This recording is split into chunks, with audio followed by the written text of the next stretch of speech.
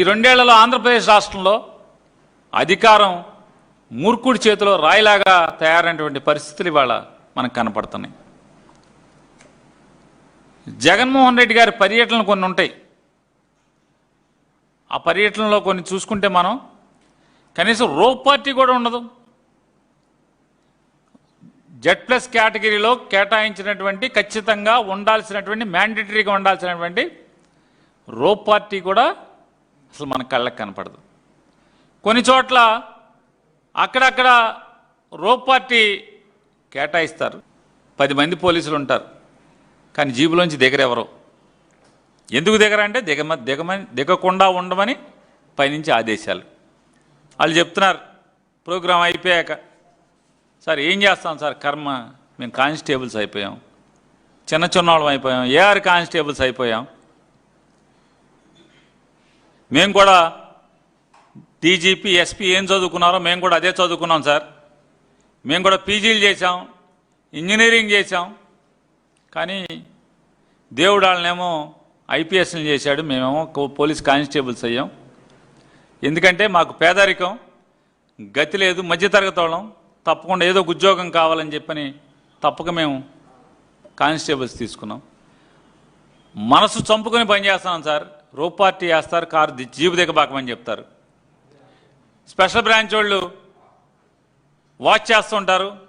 ఒకవేళ మేమన్నా ఉద్యోగ నిర్వహణ కోసం మనసు అరే తప్పు కదా మనం చేసేది, ఏదైతే అయిందిలే మనం ఉద్యోగం చేద్దామంటే కనుక ఎస్బీ స్పెషల్ బ్రాంచ్ వాళ్ళు కానిస్టేబుల్స్, ఎస్ఐలు, సిఐలు అసలు ఉద్యోగం మానేస్తారు. ఎవడెవడు జీబు దిగుతున్నాడా, మనం చెప్పినవి కాకుండా ఏమన్నా ఎక్స్ట్రాగా ఓవర్ యాక్షన్ చేస్తున్నా అంటే అసలు యాక్షన్ చేస్తున్నాడా, మనం ఎవరిని పోలీస్ పట్టించుకోవద్దని చెప్పాం కదా జగన్ ప్రోగ్రాంలో, జీబు దిగద్దని చెప్పాం కదా, ఎవడని దిగుతున్నాడా, ఇవన్నీ ఎస్బీ వాళ్ళు వాచ్ చేస్తారండి అని వాళ్ళు బాధపడుతున్నారు. ఇవాళ హెలిప్యాడ్ దగ్గర అసలు ఎందుకు భద్రత ఉంచారు చెప్పండి మీరు. అనంతపురంలో హెలికాప్టర్ భద్రత కల్పించకపోగా హెలిప్యాడ్ దగ్గర జనం తుక్కిసలాట్లో హెలికాప్టర్ విండ్షీల్డ్ పగిలిపోతే చివరికి ప్రజల మీద తప్పుడు కేసు పెడతారు. హెలికాప్టర్ పైలట్ని పిలిచి వేధిస్తారు, పోలీస్ స్టేషన్కి పిలిపించి. చూడండి అసలు ఎలా ఉంటుంది హెలికాప్టర్ పైలట్లని వేధింపు, పోలీస్ స్టేషన్కి పిలిపిస్తాం. వాళ్ళు చివరికి ఎవడో ఒకటి రికమెండేషన్తో తప్పుకుంటున్నారు, కానీ లేకపోతే వాళ్ళని కూడా జైల్లో పెట్టి లోపల వేసేవాళ్ళు. యూట్యూబర్స్ని వేసినట్టు, సోషల్ మీడియా వాళ్ళని కేసులు వేసినట్టు వీళ్ళ మీద కూడా హెలికాప్టర్ వాళ్ళని కూడా ఏదో కేసులో పెట్టండి. జగన్మోహన్ రెడ్డి గారికి హెలికాప్టర్ రాకూడదు. ఇదే జగన్మోహన్ రెడ్డి గారు చేసి ఉంటే అసలు మీకు తిరగటానికి హెలికాప్టర్లు దొరుకుతాయా, స్పెషల్ విమానాలు దొరుకుతాయా? ఆంధ్రప్రదేశ్లో అసలు మీరు తిరగగలరా? 5 ఏళ్ళు 2019-24 దాకా తిరగగలిగేవాళ్ళ చంద్రబాబు నాయుడు గారు మీరు? ఈ రాష్ట్ర డీజీపీలు 2 డీజీపీలు మారారు ఈ చంద్రబాబు నాయుడు ప్రభుత్వం వచ్చిన తర్వాత. ఇది 2వ డీజీపీ, మొదట ఆయన మారాడు. మాజీ ముఖ్యమంత్రి భద్రతలో కూడా బాధ్యత లేకుండా ఉంటాం. ఇది మీ యూనిఫామ్ వెనకాల ఉన్నటువంటి మీ అంతరాత్మకి. మీరు ఐపీఎస్ ఉద్యోగం వచ్చినప్పుడు ఏదైతే ప్రమాణం చేశారో ఆ ప్రమాణానికి ఇది నిలబడుతుందా ఆలోచించుకోమని అడుగుతున్నాను, నేను ప్రశ్నిస్తున్నాను. ఒకసారి లోపం అనుకుంటే అరే పొరపాటు జరిగిందే అనుకోగం, కానీ జగన్మోహన్ రెడ్డి గారి ప్రతి పర్యటన ఇదే రకంగా జరిగితే, మీరు బాధ్యత తీసుకోకుండా ఉంటే, మీరు దాన్ని రెక్టిఫై చేయకపోతే ఈ రాష్ట్ర డీజీపీ ఏం చెప్పాలి, ఏమనాలి మిమ్మల్ని చెప్పండి. అప్పుడు ద్వారకా తిరుమలరావు గారు అట్లాగే చేసేవాడు. మరి వాళ్ళ హరీష్ కుమార్ గారు కూడా ఇదే పరిస్థితి చేస్తున్నారు. ఇవాళ మీరిద్దరి యొక్క తీరు వల్ల ఆంధ్రప్రదేశ్ రాష్ట్రంలో పోలీసు వ్యవస్థని దిగజారిందనేది జనం మాట్లాడే మాట నిజమా కాదా? నిజమే కాదా అని అడుగుతున్నాను.